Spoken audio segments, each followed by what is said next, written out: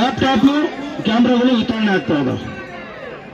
ಯಾವಾಗ ನೋಡಿದ್ರು ಇವತ್ತು SC/ST ಪತ್ರಕರ್ತರಿರಲಿ, OBC ಇರಲಿ, ಜನರಲ್ ಇರಲಿ, ಎಲ್ಲ ಪತ್ರಕರ್ತರಿಗೂ ಅವ್ರು ಯಾರಿಗೂ ಸವಲತ್ತು ದೊರೀತಾ ಇಲ್ಲ. ಅಕ್ರಿಡೇಷನ್ ಪಡೆದವ್ರು ಮಾತ್ರ ಪ್ರತಿ ವರ್ಷ ಅವರೇ ರಿಟರ್ನ್ ಆಗಿ ಅದೇ ಪದೇ ಪಡೆದ್ಬಿಟ್ಟು ಏನ್ ಗುಡ್ಡೆ ಮಾಡ್ಕೊಂಡ್ಬಿಟ್ಟು ಅವ್ರೇನು ಒಂದು ಅಂಗ ಇರ್ತಾರೆ ನನಗೆ ಗೊತ್ತಿಲ್ಲ. ಆ ಪತ್ರಕರ್ತರುಗಳು ಆಲೋಚನೆ ಮಾಡಬೇಕಾಗಿತ್ತು. ಅಕ್ರಿಡೇಷನ್ ಪತ್ರಕರ್ತರು ನಮ್ಮ ಸೋದರರು, ನಮ್ಮ ಅಣ್ಣ ತಮ್ಮರು ಪತ್ರಕರ್ತರಿದ್ದಾರೆ. ನಾವು ಒಂದೇ ಬಸ್ ಪಾಸ್ ಆಗ್ಲಿ, ಇನ್ನಿತರ ಲ್ಯಾಪ್ಟಾಪ್ ಆಗ್ಲಿ, ಕ್ಯಾಮ್ರಾಗಳು ನಾವು ಒಂದೇ ತಗೊಂಡ್ರೆ ಇವತ್ತು RNA ಹೊಂದಿದಂತ ನಿಜವಾಗಿ ಕಾರ್ಯನಿರತ ಪತ್ರಕರ್ತರು ಏನ್ ಸಲ್ಲಿಸ್ತಾ ಇದ್ದಾರೆ ಸಮಾಜಕ್ಕೆ ಸೇವೆ, ಅವರಿಗೂ ನಮ್ಮ ಅಣ್ಣ ತಮ್ಮರು, ಅವರಿಗೂ ನಾವು ಹೆಗಲು ಕೊಟ್ಟು ಅವ್ರಿಗೆ ನ್ಯಾಯ ಕೊಡೋಣ. ನಿಟ್ಟವರ ಜನ ಅಕ್ರಿಡೇಷನ್ ಇದಾರಲ್ಲ, ಅವರಿಗೆ ಮಾನವೀಯತೆ ಇರಬೇಕಾಗುತ್ತೆ. ಅವ್ರಿಗೆ ಯಾವತ್ತೂ ಮಾನವೀಯತೆ ಬರಲ್ಲ. ನಾವು ಬದುಕಿ ನಮ್ಮ ಹೆಂಡತಿ ಮಕ್ಕಳು ಬದುಕಿದ್ರೆ ಸಾಕಾರ ದೃಷ್ಟಿಯಲ್ಲಿ ಹೊಟ್ಟಿದ್ದಾರೆ. ಜೊತೆಗೆ ಆ ಅಕ್ರಿಡೇಷನ್ ಇದ್ದುಗಳಿಗೆ ರೀತಿ ವಂಚಿಸ್ತಾ ಇದ್ದಾರೆ. ಇವ್ಯಾವನು ಗಮನಕ್ಕೆ ಹರಿಸ್ತಾ ಇಲ್ಲ ಸಿದ್ದರಾಮಯ್ಯ ಅವರು.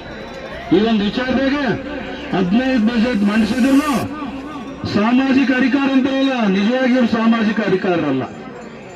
ಇವತ್ತು ಕೇವಲ ಈಗಾಗಲೇ 3,000 ಅಕ್ರಿಡೇಷನ್ ಓಡು ನಮ್ಮ ಪತ್ರಕರ್ತರು ರಾಜ್ಯಾದ್ಯಂತ ಓಡಾಡಕ್ಕೆ ಬಸ್ ಪಾಸ್ ತಗೊಂಡಿದ್ದಾರೆ. ಸಂತೋಷ. ಇವತ್ತು ಉಳಿದಂತ ಪತ್ರಕರ್ತರು ನಮಗೆ ಏನ್ ಬೇಕು ಮಾನದಂಡ? ನಮ್ಮಲ್ಲಿರಂತ RNA ಪತ್ರ, ಜೊತೆಗೆ ನಮ್ಮ ಸಂಪಾದಕರುಗಳು ಏನ್ ಕೊಡ್ತಾರಲ್ಲ ಲೆಟ್ರು, ಗುರುತಿನ ಕಾರ್ಡ್ ಇಲ್ಲ, ಆದೇಶ ಪತ್ರ, ಅದು ಸಾಕು. ಅದ್ರ ಜೊತೆಗೆ ಸಂಚಿಕೆಯ ಪ್ರತಿಗಳು, ಈ 3 ಸಾಕು. ಬೇಕಾದಷ್ಟು ಆಯ್ತು. ಇವತ್ತು ಡೆಲ್ಲಿಯಿಂದ ನಮಗೆ ಲೈಸೆನ್ಸ್ ಕೊಡ್ತಾರೆ, ಸರ್ಕಾರ ಅಲ್ಲ, ವಾರ್ತಾ ಇಲಾಖೆ ಅಲ್ಲ. ಇವತ್ತು ಅಕ್ರಿಡೇಷನ್ ರೂಪಿಸ್ಲಿ, ಮಾಧ್ಯಮ ಪಟ್ಟಿ ರೂಪಿಸ್ಲಿ, RNA ಬೇಕೇ ಬೇಕಂತಾರೆ. ಅದಕ್ಕೆ ಮಾತ್ರ ಬೇಕು. ಇಂಥ ಒಂದು ಸವಲತ್ತು ಕೊಡೋಕೆ ಅಕ್ರಿಡೇಷನ್ ಇದ್ದವ್ರು ಮಾತ್ರ ಬರೀ ಅಂತಾರೆ.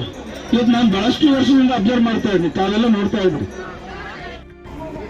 ಎಲ್ಲ ಸಮಸ್ಯೆಗಳಿಗೆ ಒಂದು ಪರಿಹಾರ ಬೇಕಂತ ನಾವು ಇಲ್ಲಿ ಹೋರಾಟ ಕೂತ್ಕೊಂಡೇವಿ. ಉನ್ನತ ಮಂತ್ರಿ ಹಿಂದ ನಾವು ಟಿವಿ ಇರ್ಲಿಲ್ಲ, ಮೊದಲು ಪೇಪರ್ ನೋಡಾರ. ಎಲ್ಲೇ ಘಟನೆ ನಡೀಲಿ ಮೊದಲು ಆ ಪೇಪರ್ನಲ್ಲಿ ಹಾಕಂತ ಕೆಲಸ ಮಾಡೋರು ಪತ್ರಕರ್ತರು. ಆ ಪತ್ರಕರ್ತರ ಕಷ್ಟ ಏನ್ ಅನ್ನೋದು ಇವ್ರಿಗೆ ಗೊತ್ತಿರಲ್ಲ. ಅವ್ರು ಬಸ್ ಚಾರ್ಜ್ ಹಾಕ್ಯಂದು ಅವರ ಸ್ವಂತ ಓಡಾಡ್ತಿರ್ತಾರ. ಅದ್ರ ಬಗ್ಗೆ ಯಾರು ಗಮನ ಹರಿಸಂಗಿಲ್ಲ. ಸರ್ಕಾರ ಬರಕಿನ ಮುಂಚೆ ನಮ್ಮ ಸರ್ಕಾರ ಬಂದ್ಮೇಲೆ ಹೆಂಗ್ ಮಾಡ್ತೀನಿ ಅಂತಿರ್ತಾರ. ಇಲ್ಲಿ ಅಣ್ಣವ್ರು ಒಂದ್ ಸ್ವಲ್ಪ ಮಾತು ಹೇಳಿದ್ರು, ನಾನು ಪೂರ್ತಿಯಾಗಿ ನಿಮ್ ಬಗ್ಗೆ ತಿಳ್ಕೊಳ್ಳಿಲ್ಲ. ಆದ್ರೂ ಕೆಲವೊಂದಿಷ್ಟು ತಿಳ್ಕೊಂಡಿನ್ರಿ ಅಣ್ಣ ತಮ್ಮಂದ್ರೆ ಹೇಳ್ತೀನಿ. ಅಂದ್ರೆ ನಮಗಾದಂತ ಒಂದು ವೇತನ ಇಲ್ಲ ಮೇಡಮ್ ಅಂದ್ರೆ ಅದು ನಿಜಾನೇ, ಕೊಡ್ಬೇಕು. ನಿಮಗೆ ಯಾಕೆ ಕೊಡಬಾರ್ದು? ಮೊದಲು ಅವಾಗಿನ ಕಾಲದಲ್ಲಿ ಅನ್ನೋದಕ್ಕಿಂತ ಇವಾಗಲೂ ಪೇಪರ್ ಓದ್ತಿರ್ತೇವೆ. ಮೊದ್ಲು ನಾವು ಬೆಳಗ್ಗೆ ಟಿವಿ ನೋಡೋದಕ್ಕಿಂತ ಪೇಪರ್ ಬಂತ ಅಂತ ನೋಡ್ತಿರ್ತಾವ. ಹಿರಿಯರು ಕೂಡ, ಸಣ್ಣ ಮಕ್ಕಳು ಕೂಡ ಪೇಪರ್ ನೋಡ್ತಿರ್ತೇವೆ. ಆ ಪೇಪರ್ನಲ್ಲಿ ಬಂದಂತ ವಿಷಯಗಳನ್ನ ಎಷ್ಟು ಕಷ್ಟಪಟ್ಟು ಸಂಗ್ರಹ ಮಾಡಿ ನೀವು ಜನರ ಮುಂದೆ ಇಡ್ತೀರಿ ಅನ್ನೋದು ತಲೆಗಿಟ್ಕೋಬೇಕಲ್ಲ.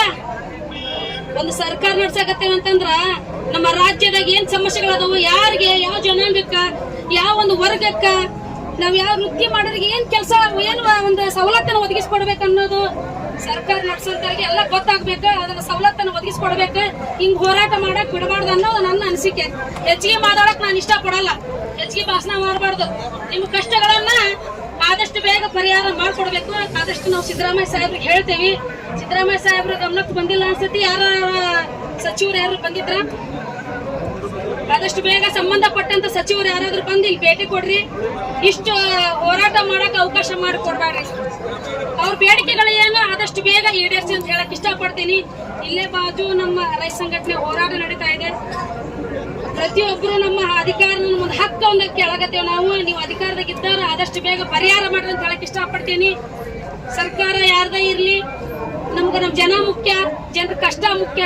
ಜನರ ಕಷ್ಟ ಆದಷ್ಟು ಬೇಗ ತೀರಿಸ್ರಿ ಅಂತ ಹೇಳಕ್ ಇಷ್ಟಪಡ್ತೀನಿ. ನಮಸ್ಕಾರ ಅಂತ ಬಂದ್ರೆ